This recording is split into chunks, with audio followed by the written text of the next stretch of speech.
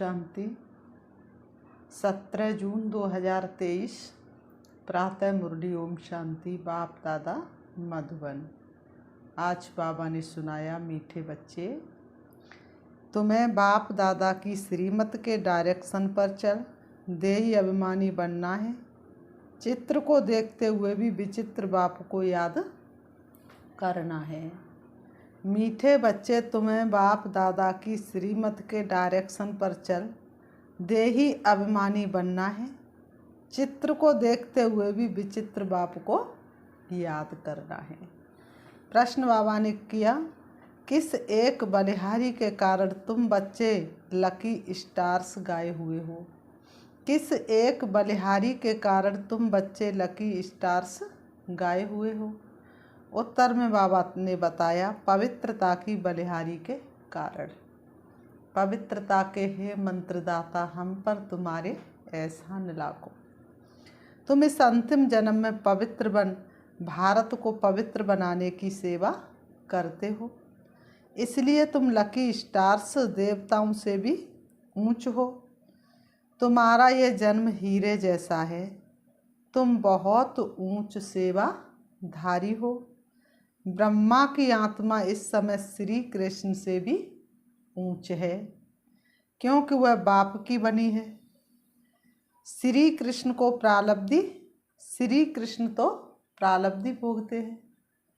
गीत है, आने वाले कल की तुम तस्वीर हो और नाच करेगी दुनिया तुम पर, दुनिया की तकदीर हो। ओम शांति। बाप कहे बच्चों प्रति, बाप भी निराकार तो बच्चे भी निराकार। आत्मा कहाँ की रहने वाली है? निराकारी दुनिया की। निराकारी दुनिया ही तो उसका ओरिजिनल असली घर है ना। यहाँ साकार में तो आत्मा क्या करने आई है? पाठ बजाने आई है। तो बाबा ने कहा, जैसे आत्मा निराकार वैसे ही आत्माओं के पिता परमात्मा भी निराकार है। परंतु ये जो साकारी चोला लिया है, इनसे पाठ बजाना है। ऐसे पाठ बजाने वाले बच्चों से बाप कहे, अब देही अभिमानी बनो, अपने को आत्मा निश्चय करो। ऐसे ना कहो अहम आत्मा सो परमात्मा। बाबा ने कहा, ये नहीं कहना है कि मैं आत्मा सो परमात्मा। यही तो तुम बच्चों को 84 जन्मों के चक्र में ढकेल देते हो। बाबा ने कहा, यही तो तुम बाप को 84 जन्मों के चक्र में ढकेल देते हो। अपने को बाप समझ 84 जन्मों के चक्र में डाल दिया है। यह कहने से तुम रसातल में चले गए हो। बेड़ा डूबना शुरू हुआ। अब तुमको श्रीमत मिलती है। बच्चे जानते, दो मत गाई हुई हैं। एक है श्रीमत, यही भगवान की श्रीमत अर्थात बेहद बाप की मत है। और उनकी श्रीमत पर चल हम नर से नारायण और नारी से लक्ष्मी बन जाते हैं, अर्थात मनुष्य से देवता बन जाते हैं। बाबा ने कहा, बच्चे जानते हैं, बाबा ने कहा, यही भगवान की श्रीमत अर्थात बेहद बाप की मत है। उन्होंने श्री कृष्ण का नाम डाल दिया है। वह तो रोंग है। श्री कृष्ण को बाप नहीं कह सकते। बाप होते हैं तीन। एक ऊंचे ते ऊंच परमपिता परमात्मा, आत्माओं का बाप। दूसरे हैं प्रजापिता ब्रह्मा। इनको बाबा ने कहा परमपिता नहीं कहेंगे। ब्रह्मा बाबा को परमपिता नहीं कहेंगे। ये तो प्रजा का पिता हो गया। इनका नाम भी वाला है। श्री कृष्ण को प्रजापिता नहीं कहेंगे। तीसरा है लौकिक बाप, बेहद का बाप कहते बच्चे देही अभिमानी भव। अब श्रीमत के, बाबा ने कहा, अब श्रीमत के तुमको डायरेक्शन मिलते हैं। दोनों की मत इकट्ठी चलती है। बाप और दादा दोनों की मत इकट्ठी चलती है। तुम महसूस करते हुए महावाक्य शिव बाबा समझा रहे हैं। त्रिमूर्ति शिव के बदले भूल से त्रिमूर्ति ब्रह्मा कह दिया है, परंतु इसका अर्थ कुछ नहीं निकलता। त्रिमूर्ति ब्रह्मा कहने से ब्रह्मा की मत गाई हुई है। इसलिए भक्ति मार्ग में लोग कहते हैं कि ब्रह्मा उतर आए तो भी हम मान नहीं सकते। तो इसी समय ये ब्रह्मा की मत गाई हुई है।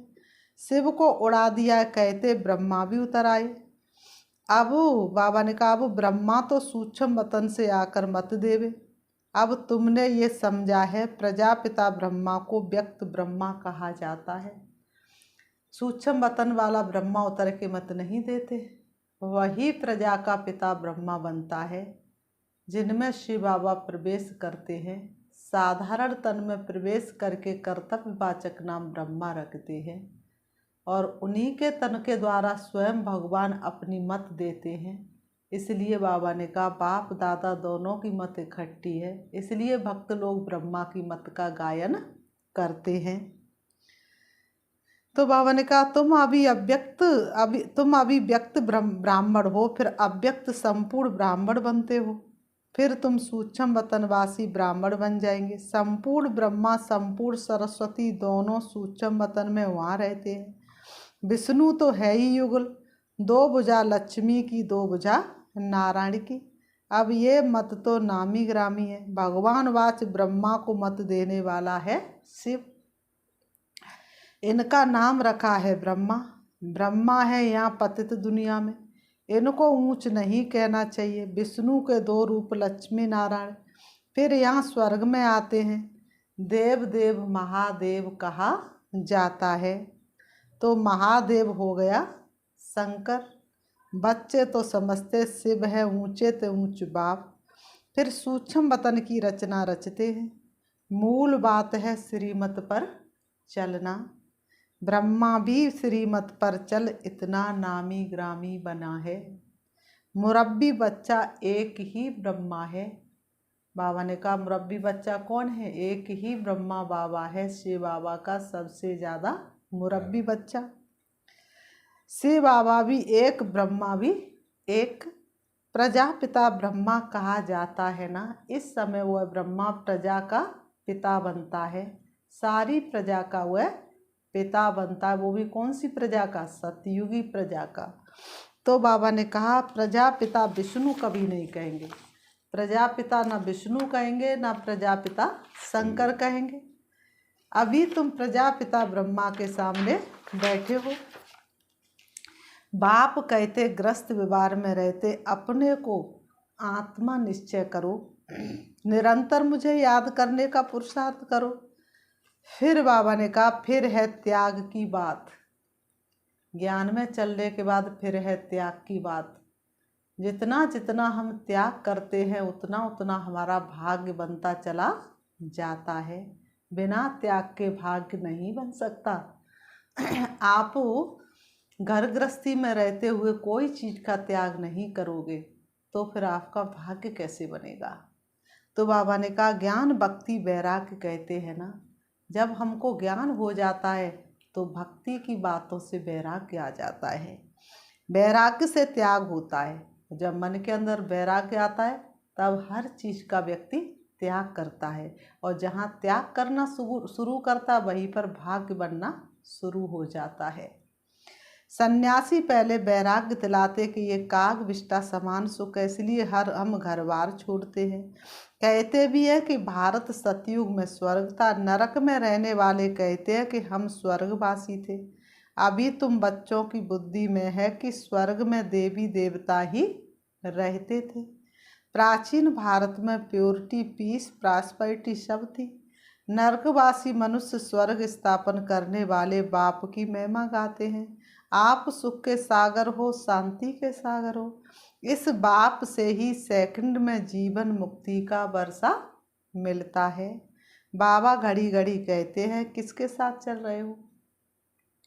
बाबा घड़ी घड़ी कहते बच्चे तुम किसके साथ चल रहे हो? मेरे संग संग चलते बाबा, मेरे संग संग चलते हैं। जैसे गगन में चांद चलता है। तो बाबा पूछते किसके साथ चल रहे हो?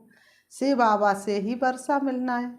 बुद्धि में शिव बाबा ही याद रहे, उनसे स्वर्ग में अथाह सुख मिलेंगे। तुम कहेंगे हम शिव बाबा के साथ चल रहे हैं। कोई नया होगा तो वह कहेगा कि शिव बाबा तो निराकार है, तुम शिव बाबा के साथ कैसे चल रहे हो? ये ब्रह्मा है, तुम शिव बाबा के साथ कैसे चल रहे हो? विचित्र है ना।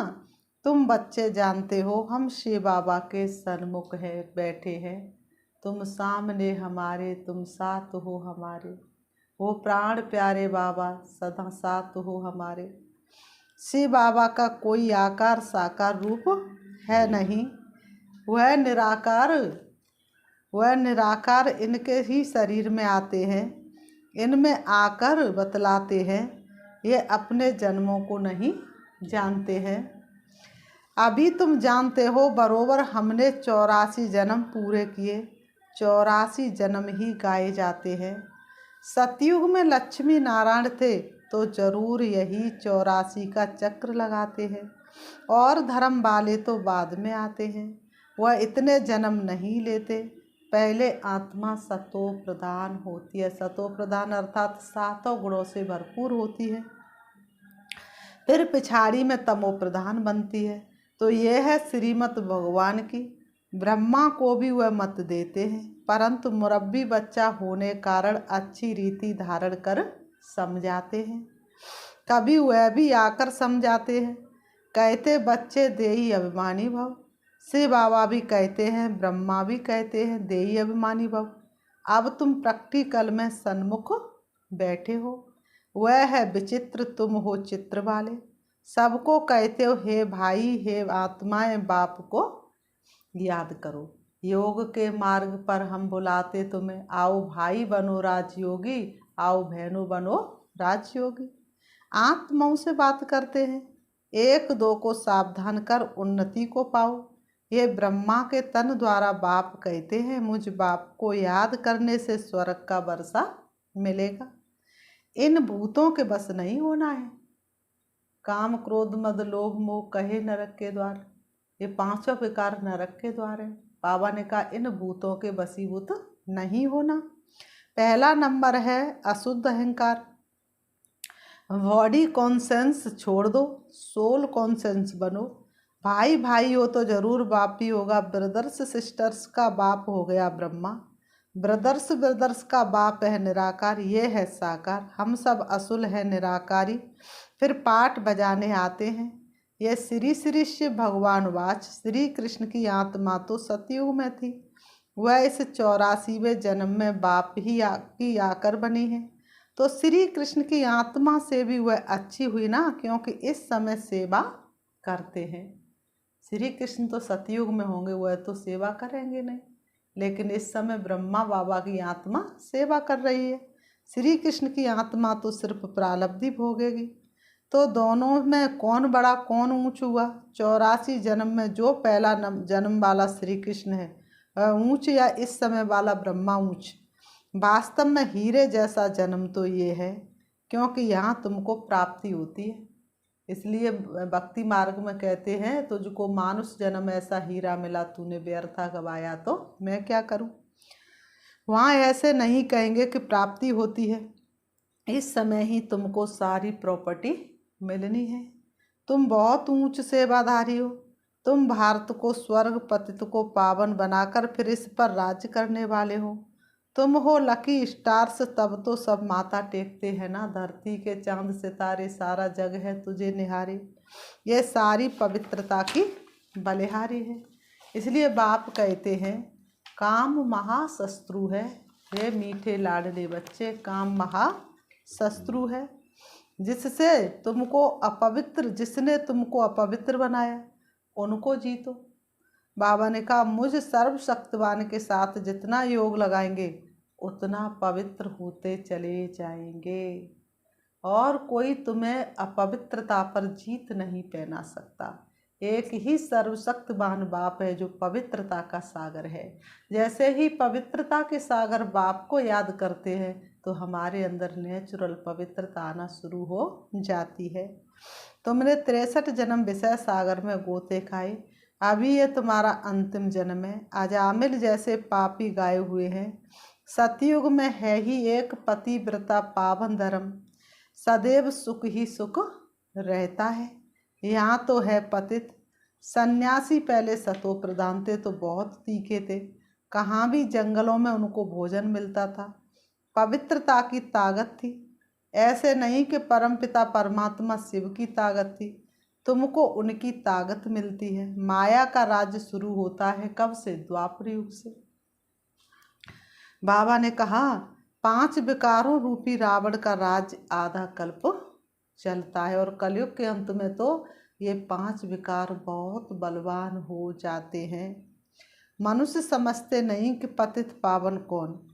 गंगा को ही पतित पावनी समझ लिया है, परमात्मा को जानते ही नहीं। कह देते हैं कि परमात्मा और उनकी रचना बेअंत है। सतयुग की आयु लाखों वर्ष है। अगर ऐसा होता तो देवता धर्म वालों की संख्या ज़्यादा होनी चाहिए। अभी तो क्रिश्चियन लोग जो बाद में आए उनों की संख्या ज़्यादा हो गई है। ये बाप बैठ करके समझाते हैं। बुद्धि के लिए ये भोजन देते हैं। तुम्हारी बुद्धि अब कितना काम करती है? तुम बाप का बन गए, अब तुम्हारी बुद्धि कितना काम करती है? मनुष्यों की बुद्धि अब काम नहीं करती है, क्योंकि उनके अंदर विकार बहुत बलवान है, इसलिए उनकी बुद्धि काम नहीं करती है। रचता रचना के आदि मध्य अंत को जानने का ताला बंद है। घर घर में जाके तुम पैगाम देते हो। उन्होंने तो भगवान को पाने के लिए इतना जप तप किया तो भी भगवान नहीं मिला। तुम साधा सिंपल को देख करके सोचते हैं कि इन्हें भगवान ऐसे कैसे मिल सकता है। तो वह सुनने के लिए तैयार नहीं। रचता रचना की नॉलेज का ताला उनका बंद है। उनका है हद का संन्यास हठ योग। और बाबा ने कहा तुम्हारा है बेहद का संन्यास राजयोग। तुम राजाओं का राजा स्वर्ग के मालिक बनते हो। इस समय जो पतित है वह थोड़े ही ये राज बताएंगे। गीता सुनाते हैं, 18 अध्याय का कितना लंबा अर्थ बैठ निकालते हैं। कितनी गीताएं बनाई हैं, सबकी अपनी अपनी मत है। गीता को समझ नहीं सकते, श्री कृष्ण भगवान ही नहीं, फिर गीता को समझे कैसे? कुछ भी समझते नहीं। अभी तुम जानते हो वह सब है ही भक्ति मार्ग के। 5 भूतों ने अजामिल जैसा पापी बना दिया है। 5 भूतों ने तुमको अजामिल जैसा पापी बना दिया है। नंबरवार तो होते ही हैं, एक जैसे तो होते नहीं। समझाया जाता भगवान एक है, वह आकर राजयोग सिखलाते। लक्ष्मी नारायण और उनकी डिनास्टी तमो प्रधान से सतो प्रधान बन रही है। वर्ल्ड की हिस्ट्री ज्योग्राफी फिर से रिपीट होनी है। पहले तो निश्चय चाहिए बाबा, बस अब हम तो आपकी ही श्रीमत पर चलेंगे। तुम बच्चों की तकदीर जग रही है, तुम विश्व के मालिक बनते हो और सबकी तकदीर सोई हुई है, बहुत दुखी है। आदि सनातन भारत स्वर्ग था, अब नहीं है। तमो प्रधान पतित बन गए हैं। पतित पावन परमात्मा को कहा जाता है। स्वर्ग में तो सबकी ज्योति जगी रहती है। दीप माला कहते हैं ना, अभी तो उजाई हुई माला है। दीप माला कहते हैं ना, अभी तो सबकी उजाई हुई माला है। बाप कहते ये मेरी आत्माओं की माला है। बाबा ने कहा पहले आत्माओं की माला बनाता हूँ, फिर विष्णु की माला बनाता हूँ। शिव बाबा बनाते ब्रह्मा द्वारा। ये भी समझाया है ब्राह्मणों की माला नहीं बन सकती, क्योंकि कभी आसमान पर चढ़ते रहते, कभी नीचे गिरते रहते हैं। निश्चय बुद्धि से बदल संशय बुद्धि बन पड़ते हैं। आज पक्के ब्राह्मण हैं, औरों को आप समान बनाते, कल शूद्र बन जाते हैं। इसलिए शिव बाबा कहते हैं ब्राह्मणों की माला बन नहीं सकती। तुम पुरुषार्थ करते हो रुद्र माला बनेंगे, इसलिए योग लगाना है। योग पूरा होगा तो बुद्धि रूपी बर्तन पवित्र होगा, तो धारणा भी होगी। बाप को याद करने से तुम वर्षा लेते हो। तुम्हारी आँख बरसे में चली जाती हैं। लौकिक बाप के बच्चों की भी बरसे में नज़र रहती है ना।